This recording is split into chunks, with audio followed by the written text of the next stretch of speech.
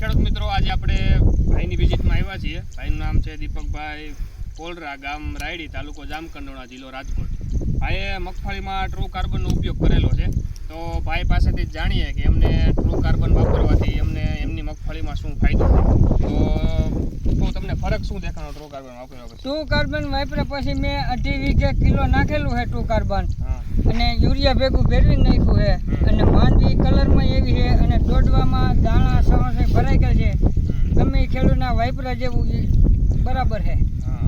તમે યુરિયા ખાતર ભેગું ભેળવી નાખ્યું? યુરિયા 2.5 વીઘે કિલો. 2.5 વીઘે કિલો. અને પીળાશમાં તમે કહેતા હતા શું ફરક દેખાણો? પીળાશમાં કારી કલરમાં આવી ગઈ બરબારી. બરાબર. તો ખેડૂત મિત્રો, કોઈ પણ ખેડૂત મિત્રોને ટ્રુ કાર્બન વાપરવું હોય અને જામકંડોરણા વિસ્તારમાં હોય તો આપણે જામકંડોરણા વિસ્તારમાં મુરલીધર એગ્રો સીડ્સ કરીને છે, ત્યાંથી તમને ટ્રુ કાર્બન મળી રહેશે. અને ખેડૂતોને ભલામણ કરી શકે એવું છે કે અરે પાકે ભાઈ ભલામણ કરી શકે એમ છે ખેડૂતને. હા,